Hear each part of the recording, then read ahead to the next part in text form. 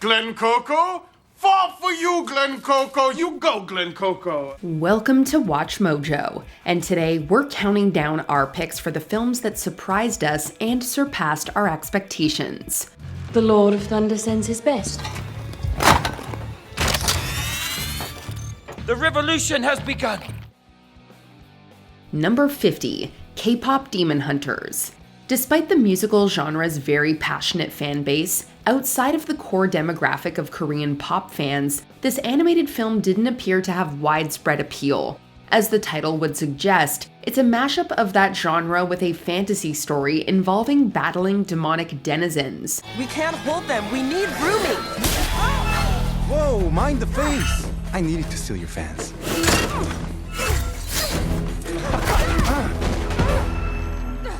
That didn't inspire confidence with Sony, who, despite initially planning to release it theatrically, exercised a deal with Netflix, sending it straight to streaming. Once it dropped on the platform, it took the world by storm, even with many who had never even listened to K-pop championing the film. You can try, but you can't hide. It's a takedown, I'ma take you out, and it ain't gonna stop. It didn't take long before K-pop Demon Hunters became the most viewed title of any kind in Netflix history, thanks to a compelling story, amazing music, and fantastic characters. But dive in the fire, and I'll be right here by your side. Number 49, The Princess Bride. Novelist and legendary screenwriter William Goldman had tried in vain for years to adapt his satirical fantasy novel The Princess Bride for the big screen. After more than a decade of developmental hell, multiple attached directors, and Goldman having to buy back the film rights with his own money, rising filmmaker Rob Reiner finally got the green light to adapt the book. He didn't fall? Inconceivable! You keep using the word. I don't think it means what you think it means. The finished product, a mix of comedy, romance, and swashbuckling action, baffled distributor 20th Century Fox, leading to a somewhat underwhelming box office return. Now, a clever man would put the poison into his own goblet, because he would know that only a great fool would reach for what he was given. I'm not a great fool, so I can clearly not choose the wine in front of you. But you must have known I was not a great fool. You would have counted on it, so I can clearly not choose the wine in front of me. Nevertheless, over the years, thanks to VHS sales and airings on TV, it slowly became one of the most beloved films ever made, even being deemed significant enough to be preserved by Congress in 2016. My name is Inigo Montoya. You killed my father. Prepare to die. Stop saying that! Number 48, Mean Girls. The late 90s and early aughts were so filled with films about teen drama and high school politics that one of the most popular films of the time was a parody of the genre. That is so fetch. So when Mean Girls rolled around, it seemed to simply be more of the same. Screenwriter Tina Fey's only major credit to that point had been Saturday Night Live sketches. However, doubters were silenced when the film was released. It proved to have much more to say about the trials and tribulations of high school than any of its contemporaries. Okay, you should just know that we don't do this a lot, so this is like a really huge deal. We want to invite you to have lunch with us every day for the rest of the week. It was a huge financial success and won immediate critical acclaim, remaining beloved and frequently quoted decades later. You're wearing sweatpants. It's Monday. So? So that's against the rules, and you can't sit with us. Whatever. Those rules aren't real. They were real that day I wore a vest. Because that vest was disgusting. You can't sit with us! Number 47, Dungeons and Dragons: Honor Among Thieves. Honoring the freedom of choice and near-endless lore of the world's most popular role-playing game was sure to be a monumental task for any filmmaker. This had proved to be the case with the prior attempt at a D&D film, released in 2000, and its 2 direct-to-video sequels receiving near-universal disdain. 4 more questions, right? Yes. No, that wasn't for you. Did that count as a question? Yes. Damn it. Only answer when I talk to you, okay? Yes. Why did you say okay at the end of that? I didn't. Fantastic. After a rights battle held up production for years, Jonathan Goldstein and John Francis Daley were finally chosen to direct the reboot. The pair adhered closely to the lore of the tabletop game, incorporating spells and locations that would be familiar to players. I told you what I'm gonna do. I'm gonna break into Castle Never and get my family back. And the tablet? You plan to resurrect your wife? Yeah. Very well. At the same time, a heist plot and flawed but likable characters gave the film universal appeal, with D&D fans and newcomers alike loving the movie.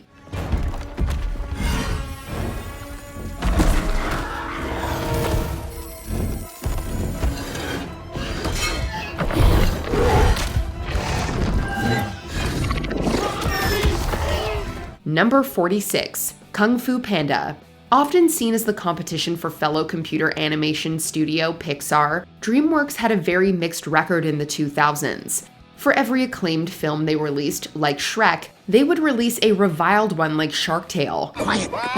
We're safe. Oh no, not you again! When trailers dropped for the seemingly zany, wuxia-inspired film starring Jack Black as an anthropomorphic panda, audiences were unsure which way the film would go. Further complicating the problem was Pixar's release of the sure hit WALL-E in the same month. The film then surprised everyone by becoming DreamWorks' highest-grossing film outside the Shrek franchise upon release, and defeating WALL-E at the box office worldwide. Yesterday is history. Tomorrow is a mystery, but today is a gift. That is why it is called the present. Since then, the film has spawned sequels, shows, multiple short films, and even theme park attractions. Skadoosh.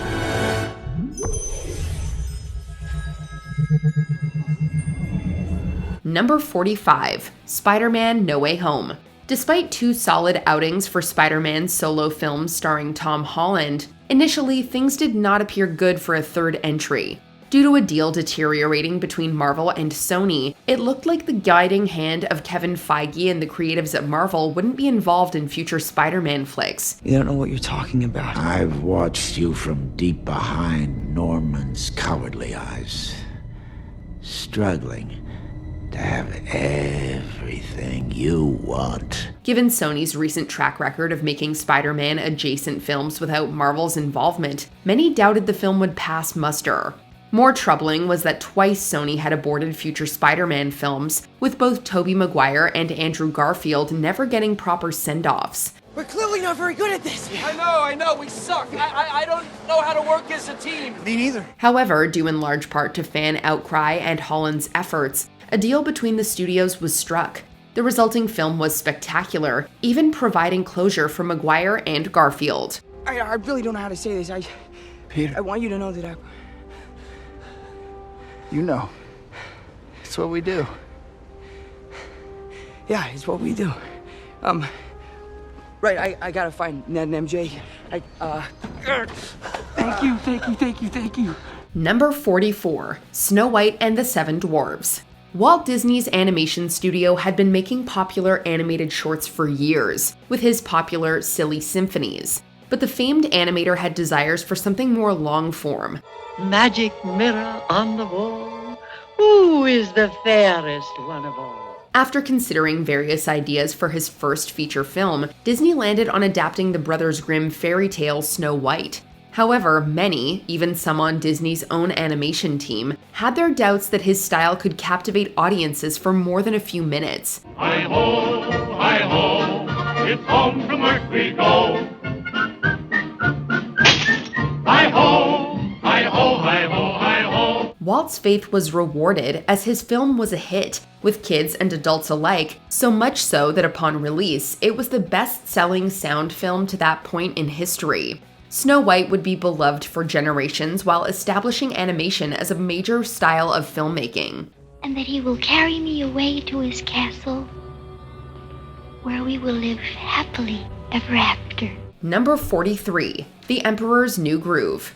After the phenomenal success of Disney's animated epic musical, The Lion King, director Roger Allers began work on another planned animated epic, Kingdom of the Sun. Unfortunately, production was troubled from the start, and confidence in the film waned. Can you top me off, pal? Be a friend? Now about you finding new work. That's gonna be tough. More broccoli? Because you're, I don't know, let's face it, you're no spring chicken. And I mean that in the best possible way.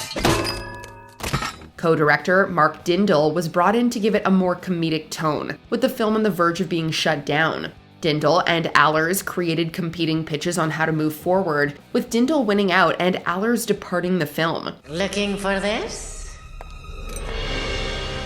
No, it can't be. How did you get back here before us?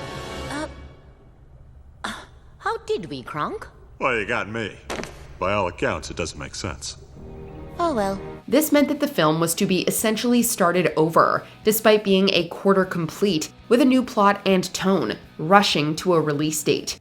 And miraculously, it worked, remaining one of the most beloved Disney films of the 21st century.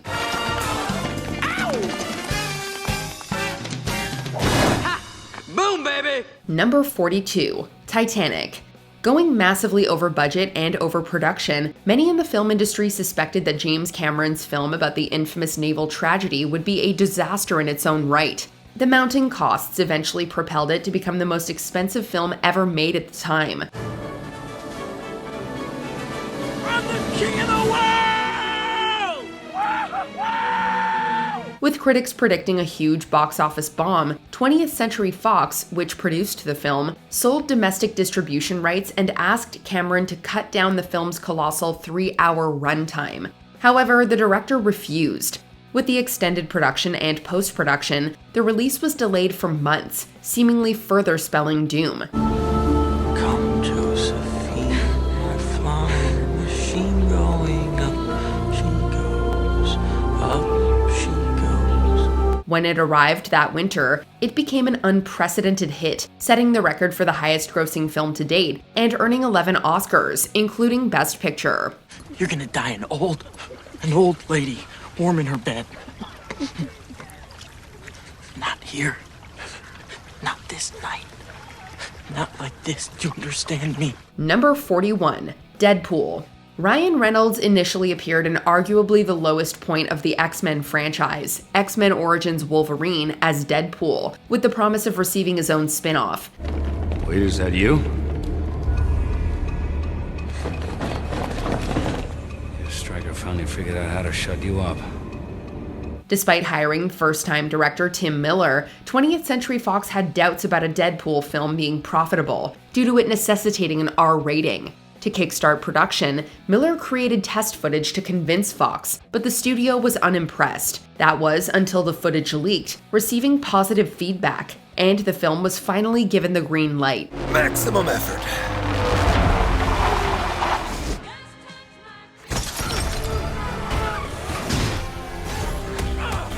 Fox was still skeptical about the film, giving it an extremely limited marketing budget.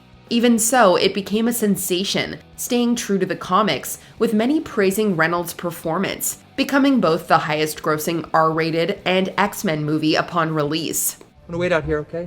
It's a big house. It's funny that I only ever see two of you. It's almost like the studio couldn't afford another X-Men. Number 40, Sinners. The modern film landscape is dominated by projects based on existing properties, with big-budget, wholly original films essentially having disappeared. That's why when WB won a bidding war for a new film for Ryan Coogler's upcoming vampire film, which carried a $100 million price tag, many were skeptical the film would be able to break even. It's just about to get good. Nah, I believe you. But this here juke joint, blues music?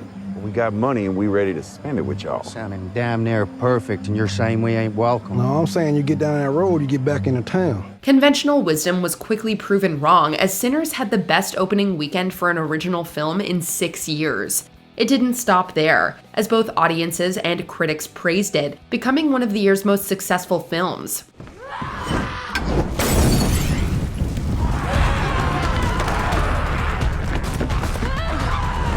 This was due to its Southern Gothic tone, poignant racial themes, well-done action and horror, and a great dual performance from Michael B. Jordan. Somebody take me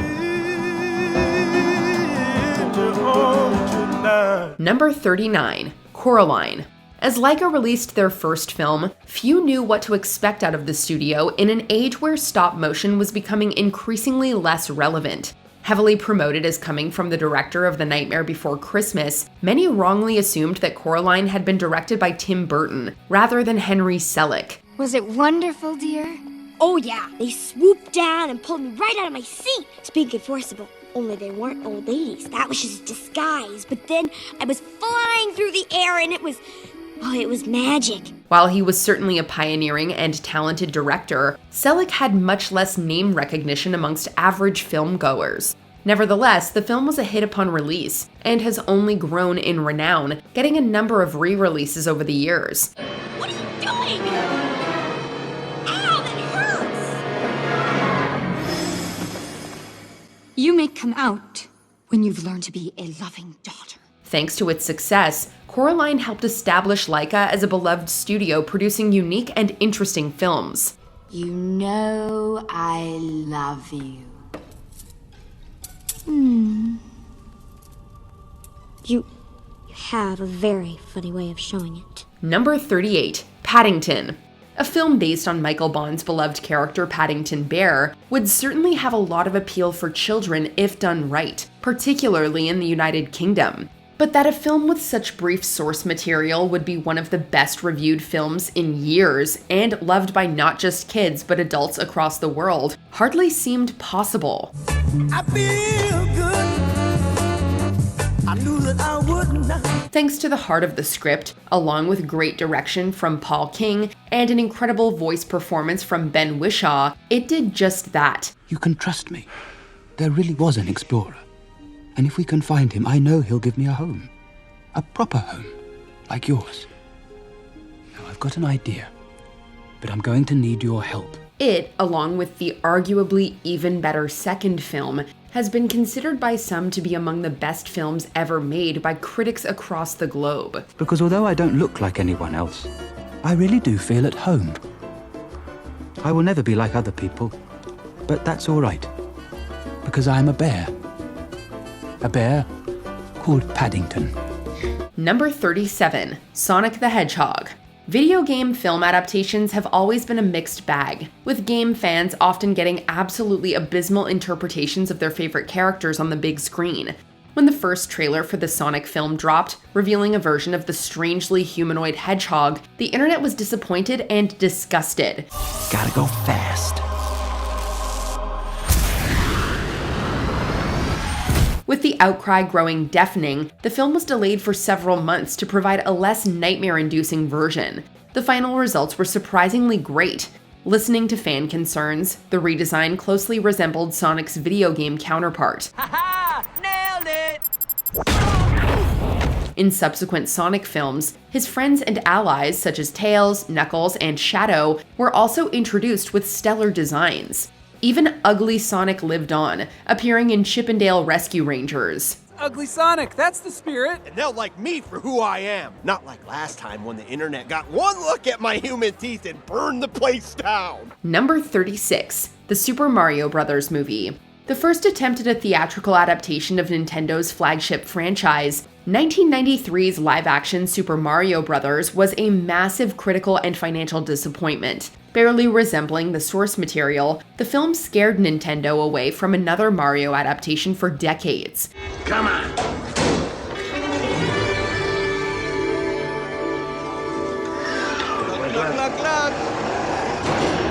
It would take 30 years for Mario, his brother Luigi, and the other inhabitants of the Mushroom Kingdom to appear on the big screen again. I'm a cat.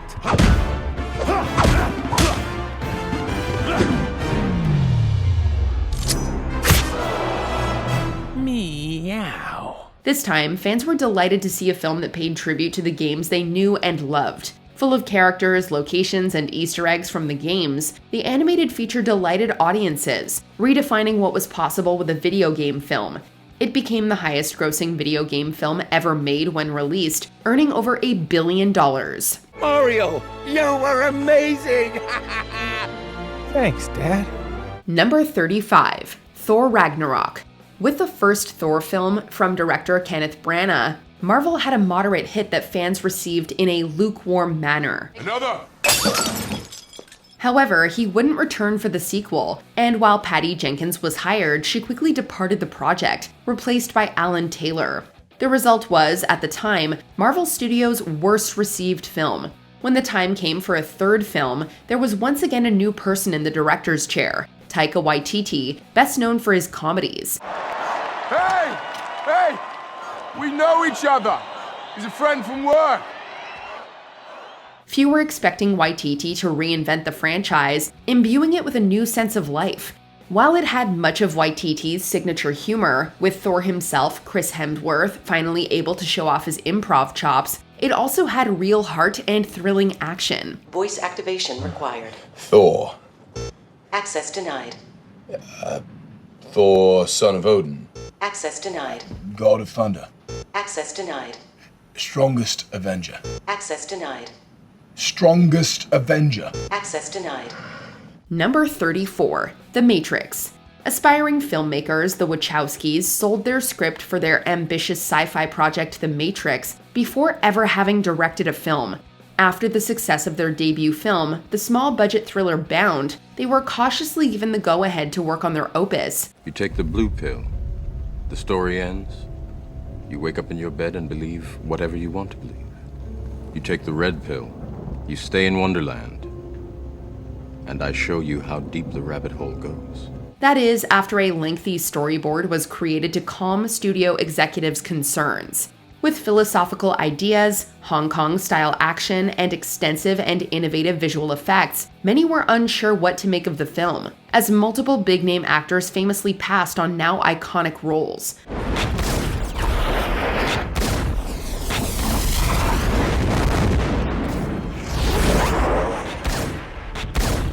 Ultimately, the film was a phenomenon, beloved by action junkies, philosophy majors, and everyone in between.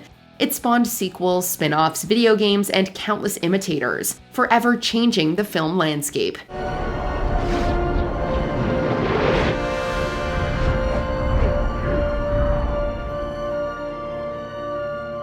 Number 33, Avatar. Spending over a decade developing the technology and an alien language for the film, James Cameron once again had trouble securing funding for his massively ambitious project.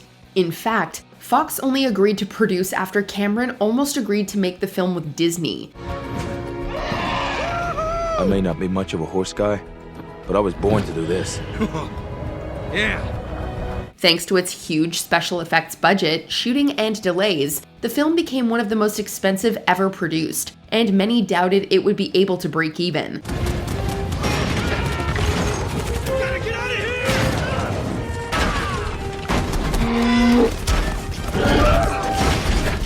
It did much more than that, however. With a strong opening, then a stay at the #1 box office spot for weeks, it rocketed past $2 billion on its way to becoming the highest-grossing film ever made. You chose me for something. I will stand and fight. You know I will. Number 32, The Social Network. Who wants to watch a movie about Facebook?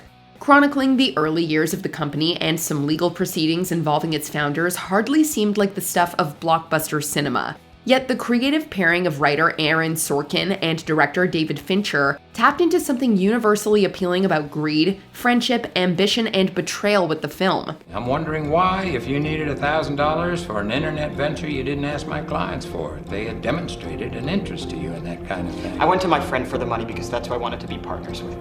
Eduardo was the president of the Harvard Investors Association, and he was also my best friend. On a $40 million budget, The Social Network earned over $220 million at the box office alongside near universal acclaim. Better lawyer up, asshole, because I'm not coming back for 30%. I'm coming back for everything.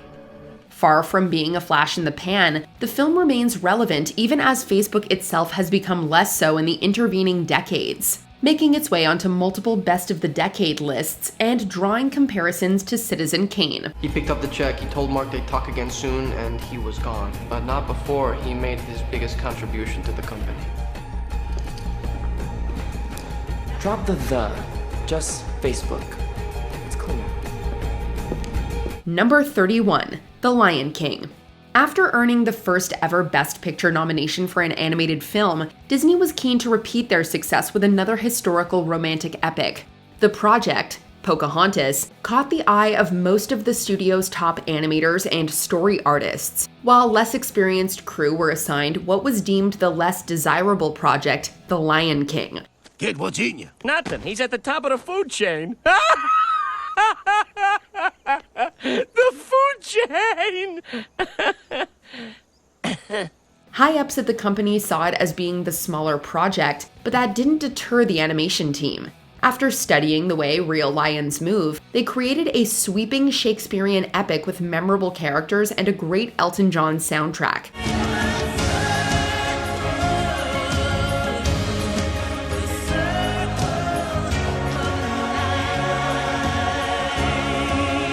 The Lion King would vastly outperform Pocahontas, both in terms of its record-setting box office return and with critics across the globe. Long live the king.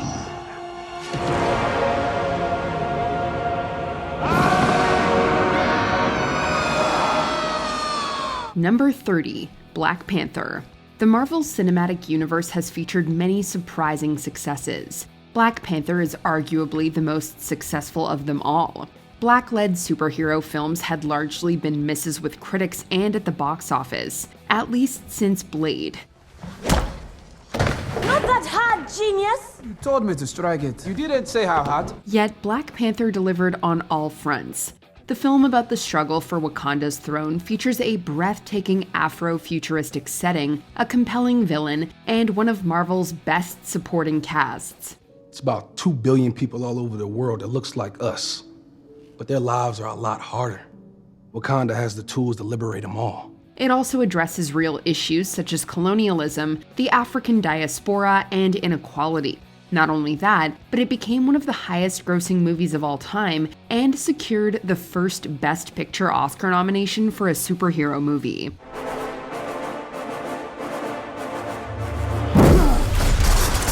Show off. Number 29, E.T. the Extra-Terrestrial. Before this delightful Steven Spielberg film, alien movies were usually about scary or at least mysterious beings. That all changed in this timeless tale of an extraterrestrial life form befriending a young boy. Hey, wait a second. No, don't eat him. It's because E.T. was such a game changer that it's understandable why no one thought it would succeed. It was rejected by Columbia Pictures, and even after Universal went ahead with it, they still released another alien movie, The Thing, at around the same time, just in case it flopped. E.T. phone home. However, E.T. went on to become the highest-grossing movie ever at the time, breaking box office records and inspiring a generation with its optimistic view of life from the stars.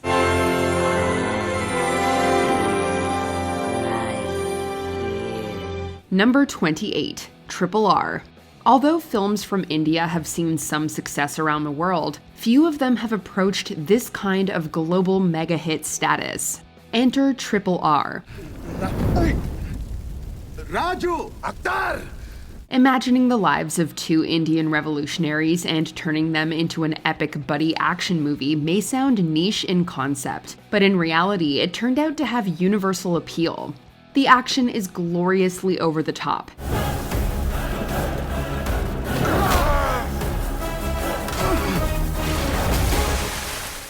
The musical and dance sequences are incredibly catchy and memorable, and Ram and Beam's bromance is one for the ages.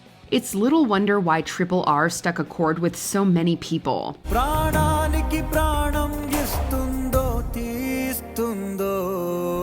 Number 27, Top Gun Maverick.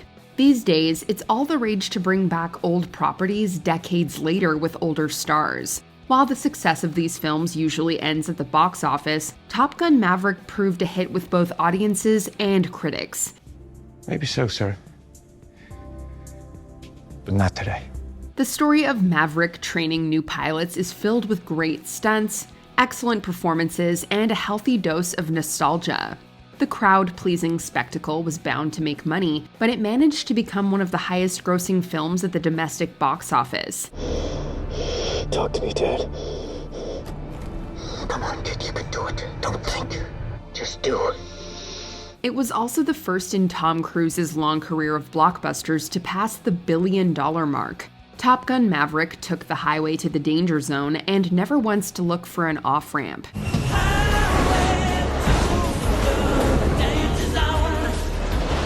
Number 26, Paranormal Activity. While not the first horror movie to popularize the found footage format, Paranormal Activity still surpassed all expectations, and a few records. The film follows a family whose house is haunted, leading them to record the events on cameras set up all over their house. Originally shot with a budget less than the cost of a mid-sized sedan, the film saw enough success at screenings that Paramount bought it.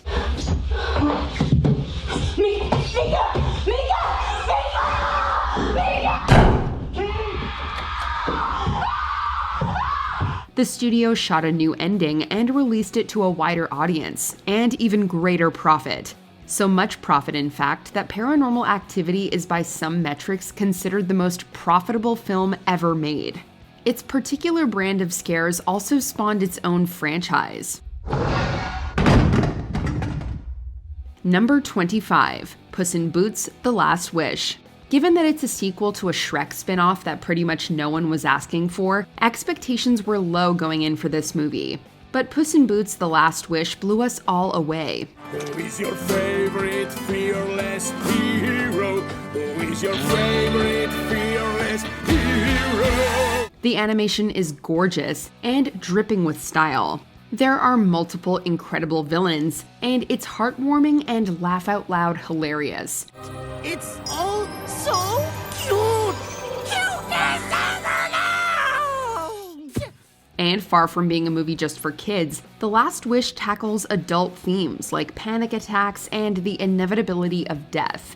It's one of the best animated films of the last decade, and our greatest wish is for a sequel yesterday. Pick it up. Number 24, The Shawshank Redemption. It can be hard to imagine today, but this film based on a Stephen King story wasn't a success at the box office when it was first released. I must admit I didn't think much of Andy the first time I laid eyes on him. Looked like a stiff breeze would blow him over. To be fair, it had some tough competition, but strong word of mouth, video rentals, and the fact that it's literally always playing on TV has helped make the story of Andy Dufresne's time in Shawshank Prison one of the most beloved films of all time. Why'd you do it? I'm innocent, Red. Just like everybody else here. Its universal themes of hope in the face of despair, the stellar performances, and Morgan Freeman's legendary narration are all ingrained in our collective consciousness. If you haven't seen The Shawshank Redemption, you need to get busy living. I guess it comes down to a simple choice, really. Get busy living, or get busy dying. Number 23, John Wick.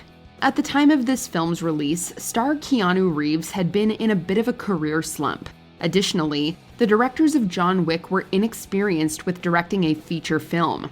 However, this simple yet satisfying action flick surpassed all of the industry's assumptions about it. The titular ex-assassin's quest for revenge seems deceptively straightforward, though the movie hints at a complex shadow world of killers beneath its surface.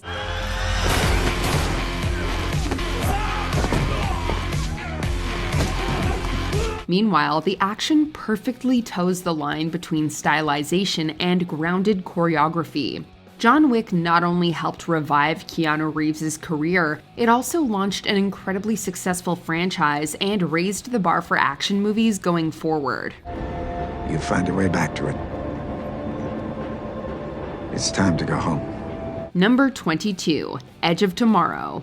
Sci-fi movies starring Tom Cruise tend to blend together for some people. This phenomenon, along with Edge of Tomorrow's admittedly not-so-great title, probably hindered its success upon its release in theaters. What day is it? For you, Judgment Day. However, the time loop war film has since developed a devoted following. The action is spectacular throughout, naturally, but the character development and plot are also surprisingly great. with both deepening as events repeat. Find me when you wake up. What? Come find me when you wake up. Much like its protagonist, Bill Cage, Edge of Tomorrow improves over time, though how much you rewatch it is up to you. Sci-fi movies starring Tom Cruise tend to blend, wait a second.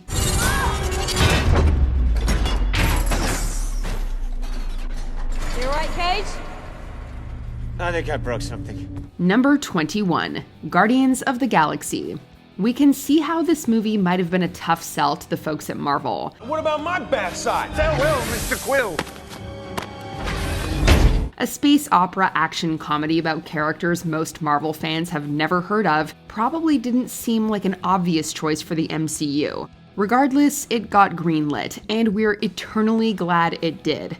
Audiences loved seeing this gang of space misfits reluctantly come together to be our heroes. It's just a metaphor, dude. His people are completely literal. Metaphors are gonna go over his head. Nothing goes over my head. My reflexes are too fast. The characters are all instantly memorable and play off each other wonderfully. The soundtrack is iconic, and the action and effects are still some of Marvel's most impressive. Fans loved it so much that Guardians outgrossed many more well-known superhero properties. You're immortal. How? You said it yourself, bitch. We're the Guardians of the Galaxy. Number 20, Kingsman: The Secret Service. Spy movies are usually pretty entertaining, but Kingsman surprised everyone with how unique it was. My point is that the lack of a silver spoon has set you on a certain path, but you needn't stay on it. If you're prepared to adapt and learn, you can transform. Oh, like in My Fair Lady. You're not full of surprises. The film follows a foul-mouthed criminal teen who trains to become an organization's next secret agent. Marketing couldn't show just how vibrantly violent and darkly comedic the movie was. That's his rank, Harry. You blew up his head. It's a bit much, innit? But word of mouth helped spread its hilarious brutality. The film was praised for its stylish action sequences, as was newcomer Taron Egerton's performance. It became director Matthew Vaughn's highest-grossing movie, which is pretty impressive considering his previous was part of Fox's X-Men franchise. It was successful enough to spark a film franchise, earning a sequel and even a prequel. Eggsy, I'm gonna shove your manners up your fuck.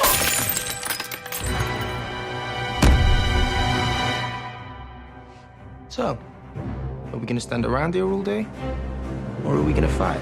Number 19, Slumdog Millionaire.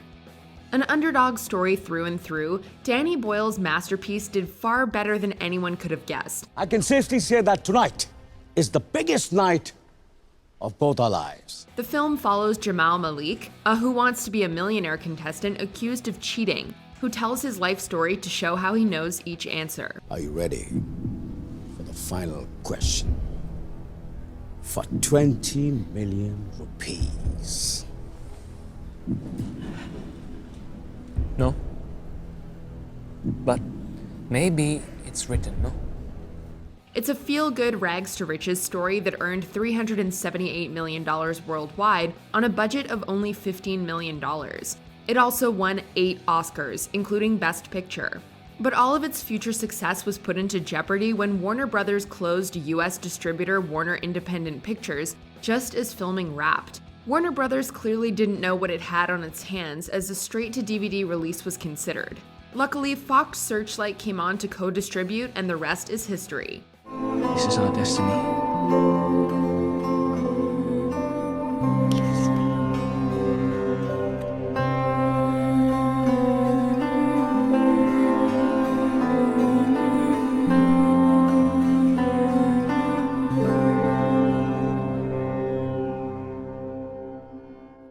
Number 18, Napoleon Dynamite. There are plenty of indie movies that became box office giants, though not many are as big of a cultural phenomenon as Napoleon Dynamite was.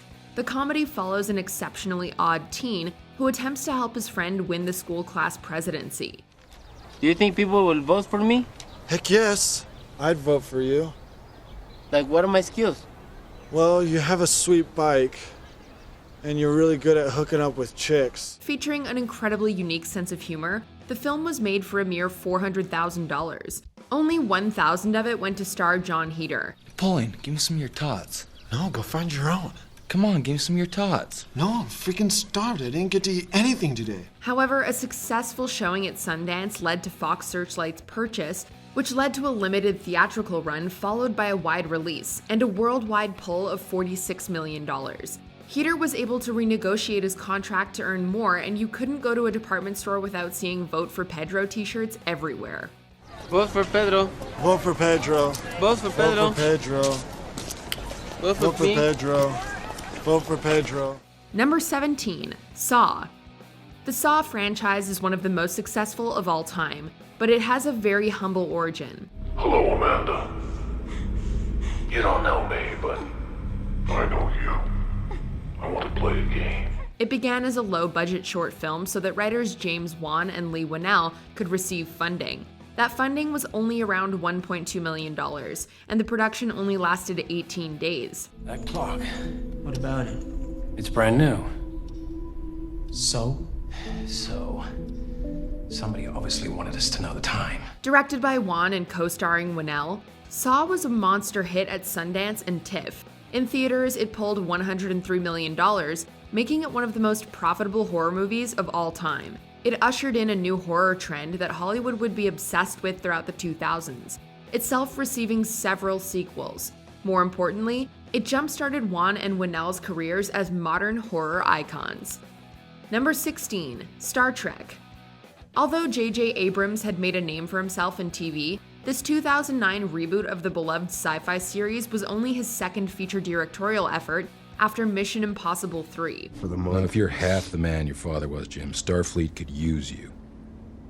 You can be an officer in 4 years. You can have your own ship in 8. Not only that, but there hadn't been a new movie in 7 years. And with the franchise's reputation for odd-numbered entries being less than great, the 11th overall film had fate stacked against it. Your argument precludes the possibility of a no-win scenario. I don't believe in no-win scenarios. However, the back-to-basics plot, fantastic cast, and incredible effects made Star Trek a hit. It earned a couple of sequels, helped begin an era of new TV shows, and led to Abrams jumping into another cherished sci-fi film series. What about that ship? That one's garbage!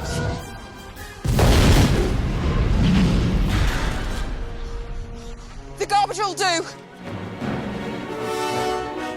Number 15, The Hangover.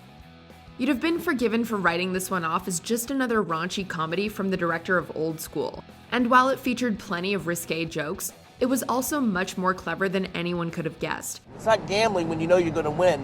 Counting cards is a foolproof system. Following an especially wild bachelor party, 3 friends awaken to find the groom missing and must piece together the previous night. I don't think I've ever been this hungover. After the Hard Rock got blacked out, it was like emptiness. Okay. We have up until 10 p.m., so that gives us a 12-hour window where we could have lost him. It's hard not to get sucked in by the mystery, as every scene adds another piece to the absurd puzzle. And every hilarious encounter is navigated by rising stars Bradley Cooper, Ed Helms, and Zach Galifianakis. With a budget of $35 million, it brought in $469 million worldwide and spawned 2 sequels, for better or for worse. Guys, one time. Deal? Deal. Deal. Okay.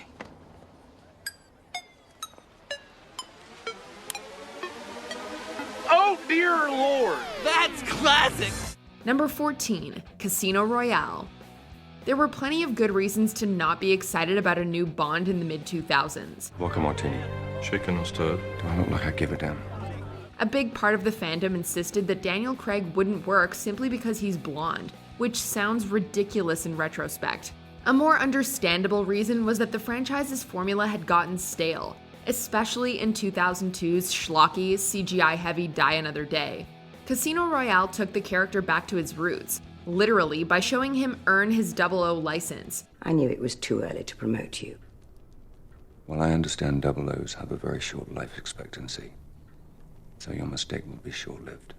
The grittier take from GoldenEye director Martin Campbell and Craig's grounded, brutal portrayal breathed life into the tired series.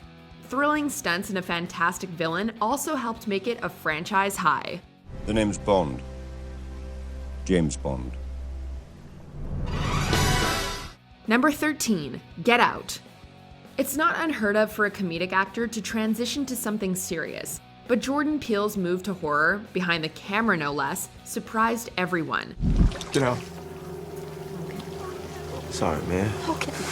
Get out! Known mostly for his work on sketch comedy shows Mad TV and Key and Peele, Peele's directorial debut came out of nowhere. Trailers for Get Out couldn't give too much away, but that means no one knew what to expect from it. Now you're in the sunken place.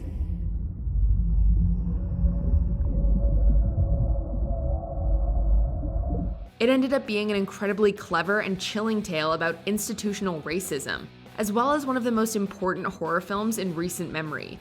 On a budget of $4.5 million, it brought in $272 million worldwide.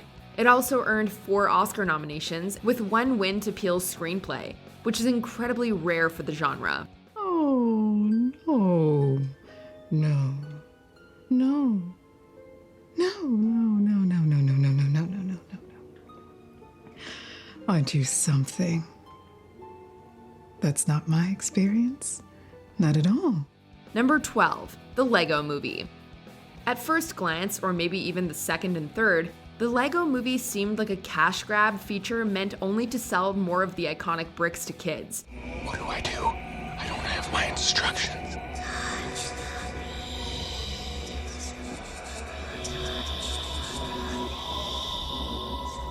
How wrong that assumption was. Following an ordinary construction worker prophesied as special, the movie told an interesting story about conformity. Park between the lines. Yes! Drop off dry cleaning before noon. Read the headlines. Don't forget to smile. Always root for the local sports team. Go sports team! It featured incredible voiceover work from the likes of Chris Pratt, Elizabeth Banks, Will Ferrell, Liam Neeson, and Will Arnett as the scene-stealing Batman. Hey guys, I think we're about to crash into the sun. Yeah, but it's gonna look really cool. The animation was surprisingly fantastic, and the jokes were often hilarious. Its worldwide pull of $468 million on a $60 million budget led to a sequel and 2 spin-offs. Not too shabby for a tie-in movie about toys. Number 11, How to Train Your Dragon. This adaptation of Cressida Cowell's book has turned into one of DreamWorks' most successful franchises, though you wouldn't have guessed it back in 2010. So I guess we'll share? Reddit. All mine then. Wow. So, okay. I'll see you, tomorrow. Marketing didn't make it look very original or special from DreamWorks' other works, like Shrek or Madagascar. Everything we know about you guys is wrong. But the story of the misunderstood creatures and the boy who sought to redeem them was extraordinarily heartwarming. Beautifully animated flight sequences made great use of 3D, and although it had a hefty budget of $165 million, it brought in close to $500 million worldwide. 2 Oscar nominations, 2 sequels, and numerous TV spin-offs later, How to Train Your Dragon stands as the gold standard for the studio's animation capabilities. Turns out all we needed was a little more of this. You just gestured all of me. Number 10, Pirates of the Caribbean, The Curse of the Black Pearl. While the franchise has definitely fallen from grace, the first entry was a stellar adventure movie, but it was the family-friendly Disney's first PG-13 film, and it didn't exactly draw positive word of mouth for being based on a theme park ride. We're devils, we're black, and we're really bad. You got me on this yo-ho!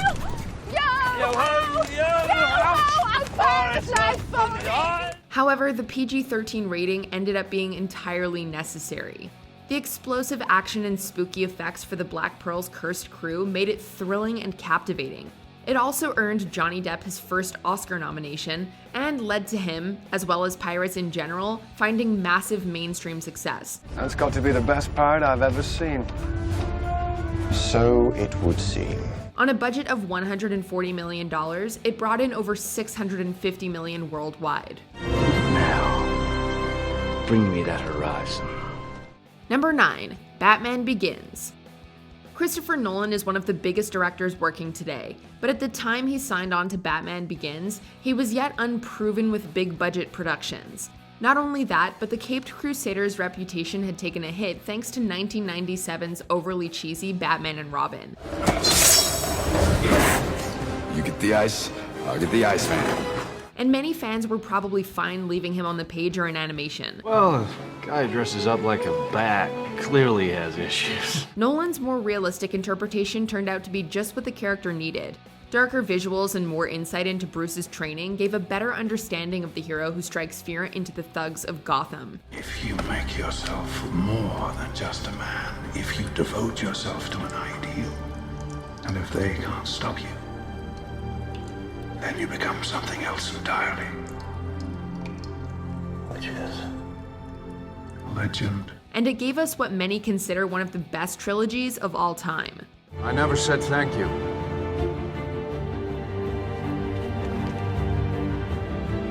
And you'll never have to.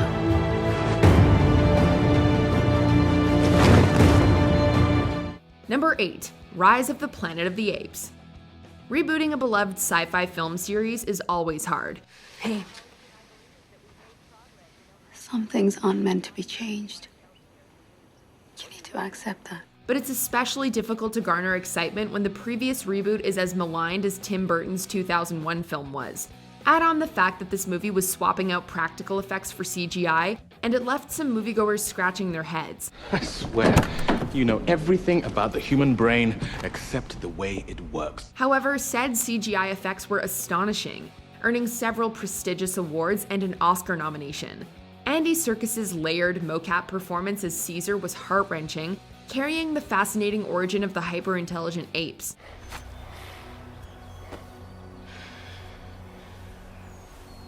Caesar is home.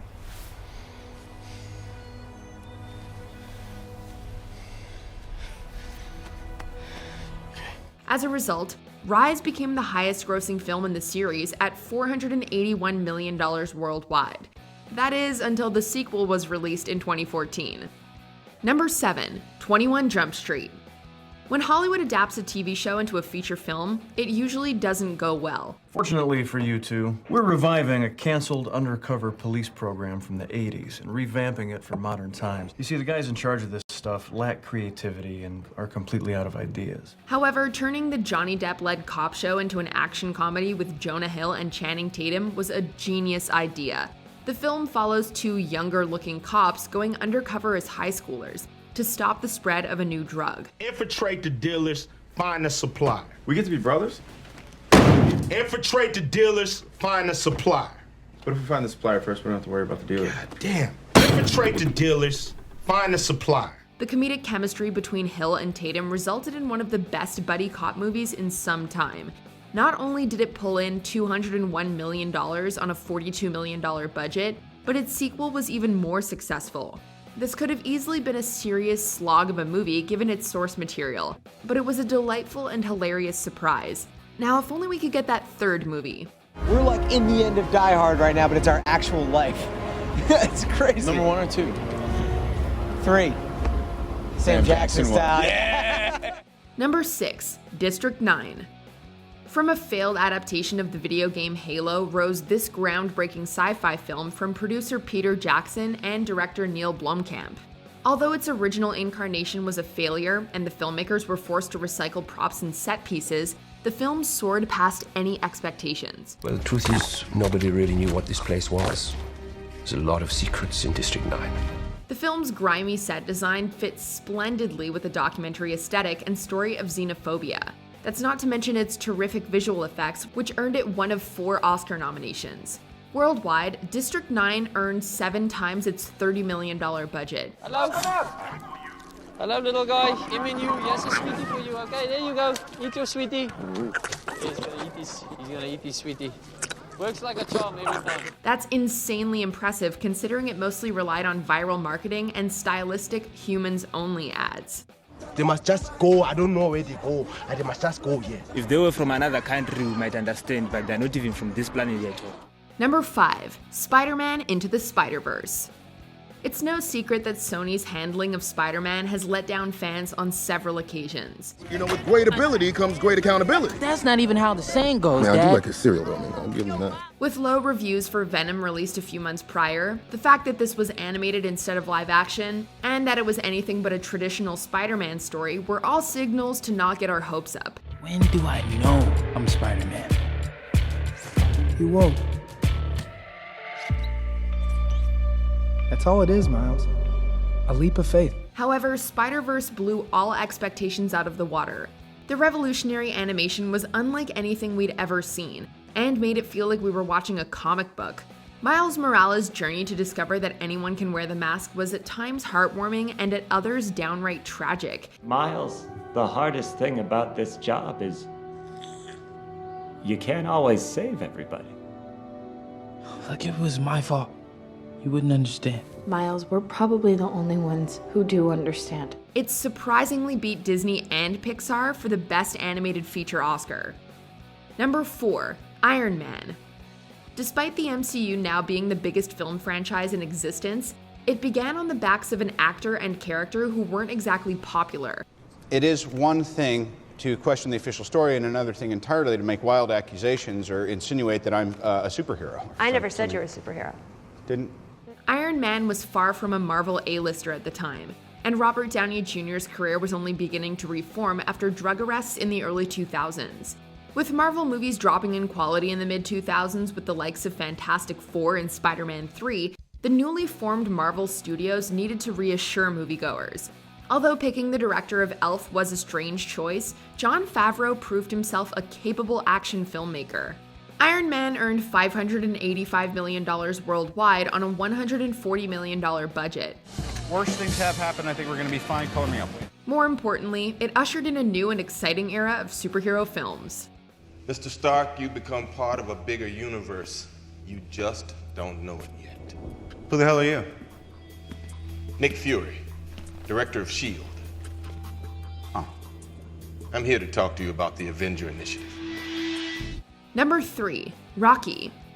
The original Rocky was written in just over 3 days, filmed in 28 days, and only given a budget of around $960,000, because then newcomer Sylvester Stallone refused to sell the script unless he could star. I mean, who am I kidding? I ain't even in the guys' league. So the bar for its monetary expectations was probably already low, but its underdog production and story acted as signs for its future performance. I can't see nothing, gotta open my eye. Come here, man. You don't want to do it. Oh, come here. Come here. The film would go on to become a resounding success, earning a whopping $117 million at the box office and winning 3 out of 10 Oscar nominations. It turned Sylvester Stallone into a bona fide movie star. Rocky, you went the distance. You went the 15 rounds. How do you feel? All right, Thor. What are you thinking about when that buzzer sound for that line? What do you think about when the... It also kickstarted a decades-long lasting series that spawned another franchise. Number 2, Mad Max Fury Road. People may have been surprised to see George Miller return to this post-apocalyptic franchise 30 years after the last entry, and multiple problems behind the scenes surely didn't help the morale of cast and crew members. How does it feel? It hurts. Out here, everything hurts. You want to get through this? Do as I say. However, what was achieved is now considered one of the best action films of all time. A simple plot and high-octane thrills meant any general moviegoer could be entertained. The film was praised for Charlize Theron's intense performance. Did you see it? She went under the wheels.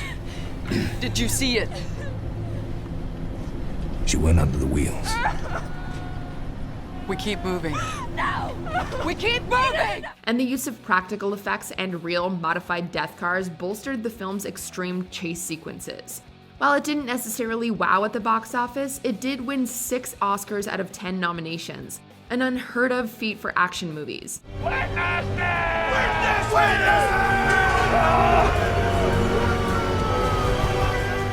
Before we continue, be sure to subscribe to our channel and ring the bell to get notified about our latest videos. You have the option to be notified for occasional videos or all of them. If you're on your phone, make sure you go into your settings and switch on notifications.